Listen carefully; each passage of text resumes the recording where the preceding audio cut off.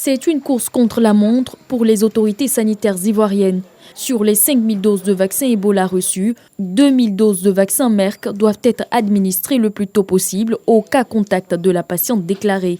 Nous avons déjà vacciné pratiquement 200 personnes. Parmi les cibles de cette vaccination, il y a tout le personnel qui a été exposé à la patiente. Il y a la famille et aussi le personnel soignant, même pas exposé immédiatement, mais ceux qui la soignent et aussi tous ceux qui sont au poste frontière à Ouaninou. Et on n'arrêtera pas de vacciner, on vaccinera cette nuit, on continuera à vacciner demain matin. Donc on va couvrir largement cette vaccination. Elle va se faire par étapes et on espère pouvoir d'ici mercredi vacciner toutes les 2000 personnes qu'on considère comme exposées de la communauté et aussi les personnes du système sanitaire et de la sécurité.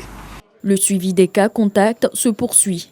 Nous avons, grâce à la collaboration avec la compagnie de transport, pu identifier la majorité des passagers et aussi en discutant avec les convoyeurs. Avec l'Institut national d'hygiène publique et les partenaires, nous et le ministère de l'Intérieur, nous sommes en train de retrouver tous ces passagers qui ont été en contact avec la patiente qui est venue et nous pouvons vous dire que ce suivi des contacts est en train de se faire de manière optimale. Là-dessus, on peut vous rassurer, on va pratiquement tous les retrouver. Le comité de veille sanitaire rassure, l'état de santé du premier cas d'Ebola est stable à ce jour. On a une amélioration de son état de santé, ce qui nous a permis de discuter avec la patiente et de retracer son parcours. Et nous avons, grâce à la collaboration avec les partenaires techniques et la République de Guinée, reçu des médicaments spécifiques au traitement de la maladie à virus Ebola, qui n'ont pas été administrés à la patiente. Mais si éventuellement il y a d'autres cas, on pourra les prendre en charge avec. Les communautés sont sensibilisées au respect des mesures, notamment la fermeture des frontières terrestres. Ce n'est pas que le car est parti de la Guinée pour traverser la frontière et venir en Côte d'Ivoire, non.